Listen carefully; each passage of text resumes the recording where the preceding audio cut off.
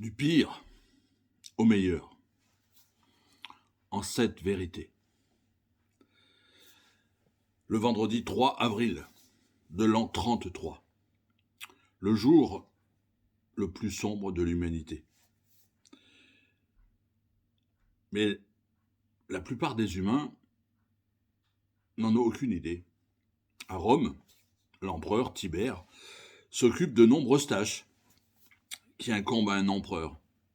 Partout dans le monde habité, des enfants naissent, des gens mangent, boivent, se marient, sont donnés en mariage, font des affaires au marché, pilotent des navires marchands, sont engagés dans des batailles.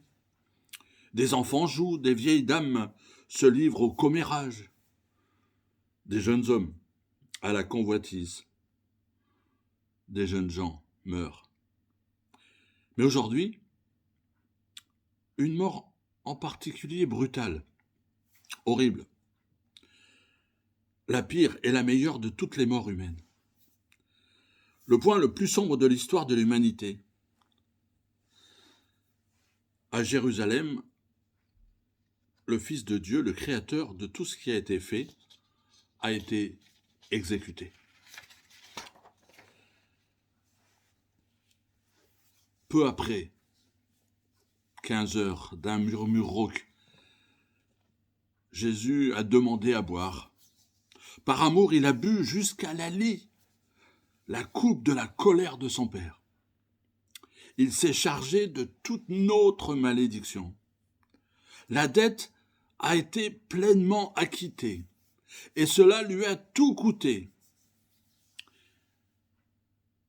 Il a goûté juste ce qu'il fallait de vin pour humidifier sa bouche et prononcer ces derniers mots. Tout est accompli. Puis il a rendu l'âme.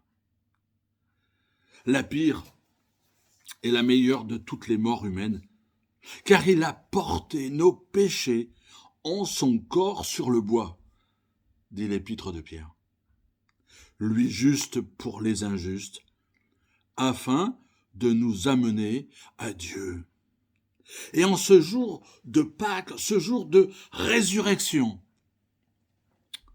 cette vérité éclate suite à tout est accompli. Aujourd'hui même, nous avons une assurance totale. Il n'y a plus de confusion. Nous sommes pleinement vivants. Nous possédons un esprit nouveau. Nous reflétons une nouvelle image. Nous exprimons le véritable amour. Nous pouvons accomplir un service nouveau. Voilà, en ce dimanche de Pâques, ce dimanche de la résurrection, la réalité nouvelle pour ceux qui ont mis leur foi en Jésus-Christ. Alors, laissez-moi maintenant planter le décor. L'apôtre Paul nous dépeint Jésus. Il dit ça dans l'épître aux Colossiens. Si vous les suivez, Colossiens chapitre 1, verset 12. Rendez grâce au Père qui vous a rendu capable d'avoir part à l'héritage des saints dans la lumière, qui nous a délivrés de la puissance des ténèbres. Il nous a transportés dans le royaume du Fils de son amour, en qui nous avons la rédemption, la rémission des péchés.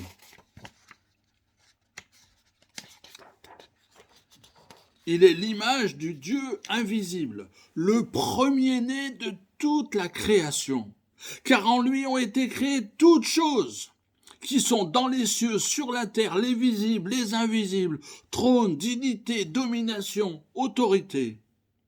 Tout a été créé par lui et pour lui. Il est avant toute chose, et toute chose subsiste en lui. Verset 18, il est la tête du corps de l'Église, il est le commencement, le premier-né d'entre les morts, afin d'être en tout le premier. Car Dieu a voulu que toute plénitude habitât en lui. Il a voulu, par lui, réconcilier tout avec lui-même, tant ce qui est sur la terre que ce qui est dans les cieux, en faisant la paix par lui, par le sang de sa croix. Voilà l'ampleur du décor. À l'époque où l'apôtre Paul écrit cette lettre, l'hérésie qui court, c'est que Jésus n'est pas Dieu. Sa lettre nous confirme qu'il est Dieu. Paul combat, fait une plaidoirie. Et c'est ce que je veux faire ce matin. Une plaidoirie. Il est d'abord, verset 15, l'image du Dieu invisible. Le mot grec pour image, c'est icon. Et désigne un portrait, une ressemblance. Jésus est à la ressemblance parfaite de Dieu. Il a la forme même de Dieu, depuis toute éternité. Paul souligne qu'il constitue à la fois la représentation et la manifestation. Il est, verset 18, le premier-né de toute la création. Premier-né, c'est celui qui est né le premier, on dit d'habitude. Mais d'un point de vue chronologique, c'est celui qui a la prééminence, la supériorité en manière de position. Aussi, dans la culture grecque autant que juive, le premier-né était celui des fils, qu'il soit l'aîné ou pas, qui avait le droit de recevoir l'héritage.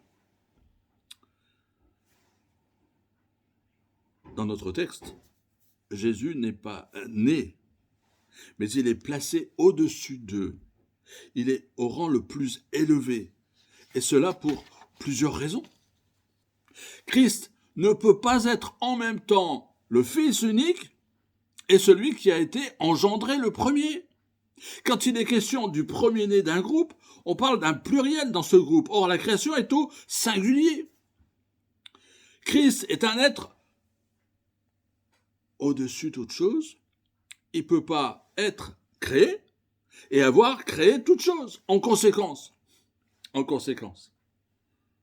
Jésus est bien le premier-né, mais au sens où il jouit de la prééminence. Il possède donc, à ce titre, le droit. Il existe avant la création. Il est élevé au-dessus de la création. Voilà ce qui fait de Dieu, de Jésus, cet être unique, cet être divin. Il est Dieu. Quand on voit rentrer dans ce monde une nouvelle vie, c'est un privilège. Mais en tant que chrétiens, nous avons aussi une nouvelle vie. Et cette nouvelle vie, elle a pris naissance, elle a pris corps le jour de la résurrection. Cette nouvelle vie vient avec le salut. Lorsqu'une âme est sauvée de la mort pour entrer dans une nouvelle vie grâce à la foi en Jésus-Christ. La mort de Christ sur la croix a été le catalyseur de notre nouvelle vie aujourd'hui. L'épître aux Colossiens, dans son introduction, place Jésus là où il est, ce que nous sommes en lui, nous avons été élevés, nous avons été emportés. Christ est au-dessus de toute la création. Il, je rajoute le Christ, Colossiens chapitre 1, verset 15, il est l'image du Dieu invisible, le premier-né de toute la création. Il a établi la paix par son sang. Colossiens chapitre 1, verset 20. Grâce à la croix, nous avons la paix avec Dieu. Et cette paix nous donne une nouvelle vie. Mais alors, à quoi ressemble cette nouvelle vie? Et je l'ai annoncé dans l'introduction. Tout d'abord, parce que nous avons une assurance totale. Une assurance totale. Colossiens chapitre 2, verset 2. Nous pouvons parvenir à toutes les richesses de la pleine assurance de l'intelligence, à la connaissance du mystère de Dieu, du Père, du Christ, en qui sont cachés tous les trésors de la sagesse et de la connaissance. En Christ, à cause de la croix, nous avons la pleine assurance. La pleine assurance du salut de la croix. Nous avons la pleine assurance du salut de Dieu dans nos vies. Dieu n'offre pas le salut pour ensuite le retirer.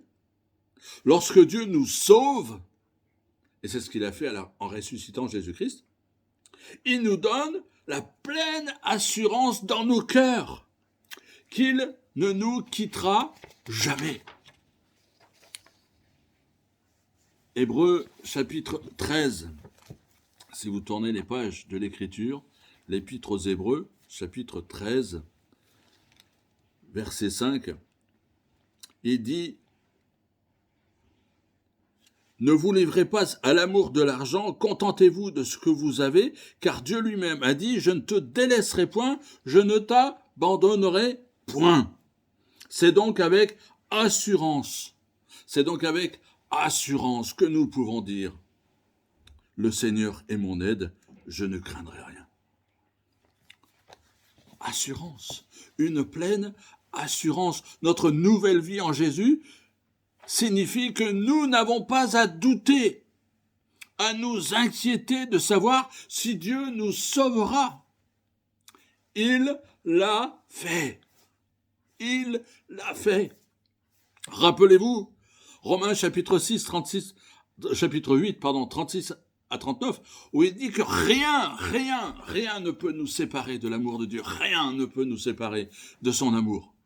Même si vous marchez dans une vallée, a dit le psalmiste au chapitre 23. Même quand je marche dans la vallée de l'ombre de la mort, je ne crains rien. Une vie nouvelle, celle que nous fêtons aujourd'hui, signifie une pleine assurance. Une pleine assurance. Deuxièmement, nous sommes libérés de la confusion.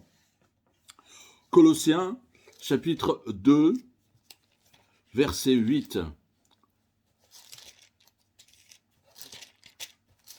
Colossiens, chapitre 2, verset 8. Il est dit « Prenez donc garde que personne ne fasse de vous sa proie par la philosophie et par une vaine tromperie, s'appuyant sur les traditions des hommes, sur les principes élémentaires du monde et non de Christ. » La nouvelle vie signifie que nous n'avons plus à être confus. Le monde n'a jamais eu de sens. Ils disent une chose pour ensuite dire une autre chose différente. Quelques années plus tard, quelques mois plus tard, quelques semaines plus tard. Si vous suivez le monde, vous serez, comme dit Jacques, ballottés, comme une vague à la mer. La nouvelle vie en Christ signifie que nous avons une base solide pour la sagesse de la connaissance. Ce fondement, c'est la Bible. Vous êtes perdu aujourd'hui? Allez à la Bible. Dans la parole de Dieu, vous trouverez des réponses à vos questions. Mais n'ayons pas ce double esprit, ce ballottage. Tenez-vous debout. Appuyez-vous sur les promesses de la parole de Dieu. Une vie nouvelle signifie être libéré de la confusion. Troisième point, troisième vérité, nous sommes pleinement vivants maintenant. Et vous qui étiez morts par vos offenses, par l'incirconcision de votre chair, Dieu vous a rendus vivants. Oh, chapitre 3, verset 12. Il nous a rendus vivants. Ça nous rappelle que nous sommes pleinement vivants. Pourquoi pleinement vivants? Avant le salut, nous étions morts. C'est-à-dire que nous ne pouvions pas saisir pleinement ce qui était spirituel. Maintenant, à cause de la croix, nous avons la capacité d'avoir une vie nouvelle lorsque nous acceptons Jésus-Christ comme Sauveur et Seigneur. Chrétien, si tu as le sens de te sentir vivant, souviens-toi de cette vérité. Vous étiez mort, mais maintenant, vous êtes en Christ. Vous êtes vivant. La vie peut nous sembler dure, comme actuellement, épuisante. Mais Dieu nous a mis à cet endroit pour une raison. Dieu nous a donné une vie spirituelle à cause de la croix. Il y a un but ici. Il y a la vie. Expirer les mensonges étouffants de cette vie. Inspirer ce que le Christ est en vous. La nouvelle vie signifie être pleinement vivant. Pleinement vivant. Quatrièmement, nous avons un esprit nouveau. Colossiens chapitre 3, verset 2, il est dit « Attachez-vous aux choses d'en haut et non à celles qui sont sur la terre. Attachez-vous aux choses d'en haut, fixez vos pensées sur les choses d'en haut et non celles de la terre. » Nous avons des choses nouvelles à penser. Paul nous rappelle qu'en Christ, nous voyons maintenant des choses invisibles, liées au monde spirituel. Et nous réalisons que nos esprits peuvent être déplacés. Êtes-vous usé, fatigué? Déplacez votre esprit sur le Christ, Dieu. Les choses célestes sont ce dont nous avons besoin.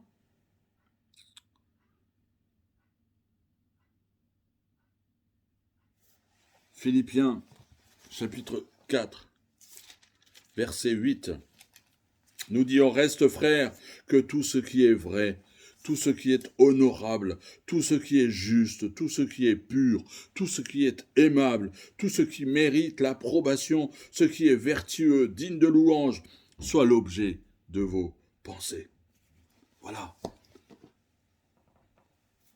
Dieu nous a donné son esprit. Il a insufflé son esprit.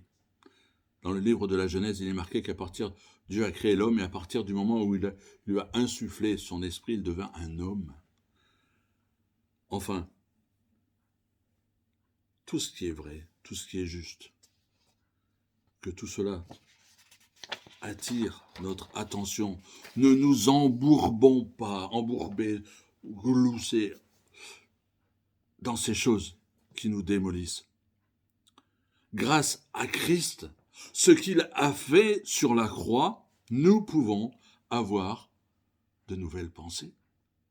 La vie nouvelle signifie que nous pouvons avoir un esprit nouveau, celui de Christ, fixé sur les choses célestes. Nous avons une image nouvelle. Bien sûr, la Bible dit que nous avons été créés à l'image de Christ, à l'image de Dieu. Mais Colossiens chapitre 3, verset 10, nous dit ceci. Je lis le verset 9 pour le contexte. « Ne mentez pas les uns aux autres, vous étant dépouillés du vieil homme et de ses œuvres. » Et voilà le verset 10. « Ayant revêtu l'homme nouveau, qui se renouvelle dans la connaissance selon l'image de celui qui l'a créé. » Une nouvelle image. Ce que nous étions dans le jardin d'Éden, parfait, non souillé par le péché, et ce que Dieu nous a créé pour être à son image. Avec le péché, nous avons brouillé cette image, nous avons perdu cette image. Nous en avons perdu des morceaux et notre identité a été déformée. Nos âmes aspirent et souffrent d'être renouvelées pour redevenir ce qu'elles étaient dans le nouveau jardin du ciel. Le seul moyen d'y parvenir, c'est le sang, le sacrifice du Christ sur la croix. Ce nouveau moi est une nouvelle personne à l'intérieur. Dieu nous a donné une nouvelle image. Il a restauré cette image, une image qui reflète Dieu plus pleinement. Serons-nous parfaits? Non.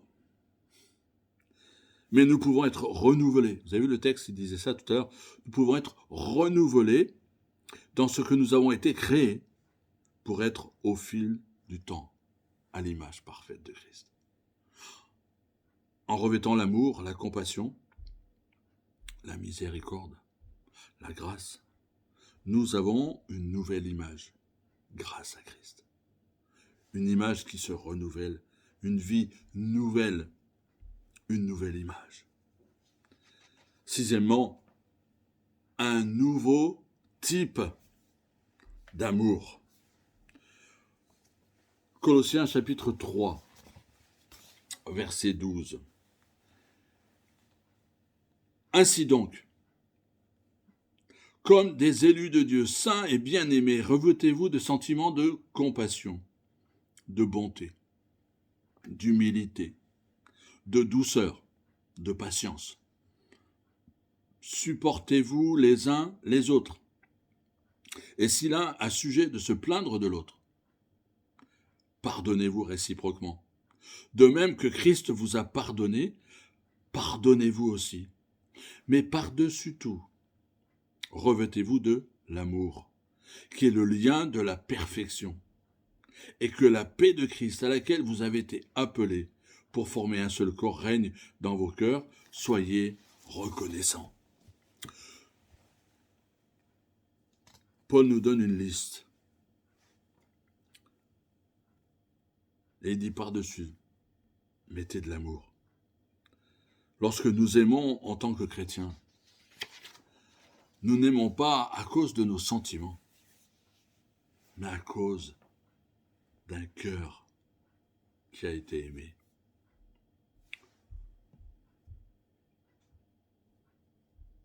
Un auteur a écrit « Il en est de l'amour comme des esprits, on en parle beaucoup, mais on ne le voit pas beaucoup. » En Christ, nous avons vu l'amour. Dieu a prouvé son amour. Quand on regarde la croix, on voit la manifestation de l'amour. Le véritable amour, selon Jésus, consiste à donner sa vie pour les autres. Jésus l'a parfaitement démontré à la croix. Pas simplement pour le salut, mais aussi pour servir d'exemple. Aimer d'un nouvel amour. Jésus nous a aimés parfaitement. Il nous invite à aimer les autres parfaitement.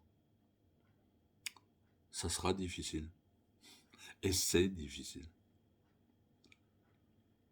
Cela ne marchera pas toujours. Mais nous pouvons aller de l'avant en aimant les autres parce que nous sommes parfaitement aimés. La vie nouvelle signifie que nous sommes aimés et que nous pouvons donc aimer nous aussi. Enfin, le point 7. Un nouveau type de service. Nous avons un nouveau type de service.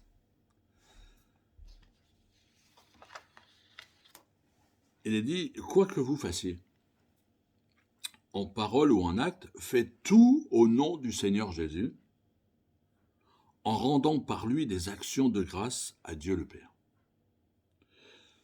Le monde fera de bonnes actions, pour de nombreuses raisons. Mais les chrétiens, en tant que croyants en Jésus, qui est mort à la croix pour nous,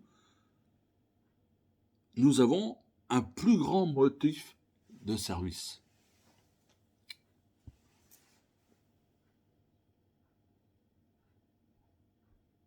Nous servirons dans des limites du périmètre de cette nouvelle vie en Christ.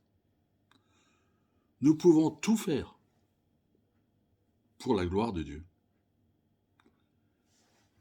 Mais si personne ne le remarque, Dieu le fait. Si vous ne recevez jamais un merci, Dieu nous dit que c'est pour sa gloire, pas pour la nôtre. Même si notre service est invisible, Dieu le voit. Quelle liberté de servir Dieu. Tout cela pour le nom de Jésus, ou par le nom de Jésus.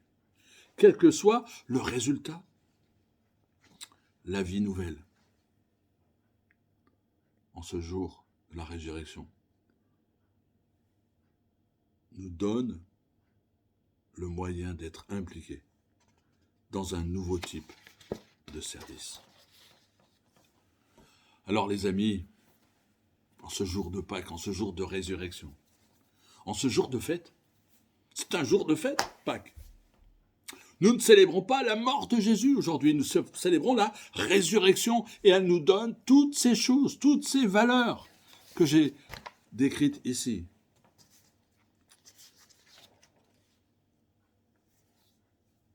Nous pouvons avoir, par la foi en Jésus-Christ, une nouvelle assurance. Nous pouvons ne plus avoir de confusion. Nous sommes devenus pleinement vivants. Nous possédons un esprit nouveau. Nous reflétons une nouvelle image. Nous exprimons le véritable amour. Nous pouvons accomplir un service nouveau. La mort de Jésus sur la croix, le pire jour de l'histoire, a été rendue absolument bon par le plan rédempteur de Dieu. Ce plan comprenait un sauvetage sur la puissance du péché, du châtiment de ce péché, mais aussi de l'ancienne façon de vivre. Notre nouvelle vie en Christ nous donne une pleine assurance, une liberté quant à la confusion, une vie pleinement vivante, un nouvel esprit, une nouvelle image, afin que nous puissions aimer et servir d'une nouvelle manière. Je prie pour que nous puissions nous en souvenir.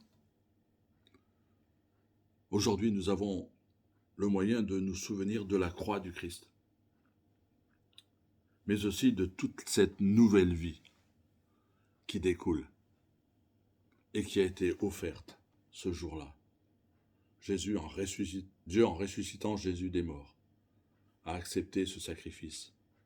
Et quand Jésus a dit « tout est accompli », tout est accompli pour votre salut, pour mon salut.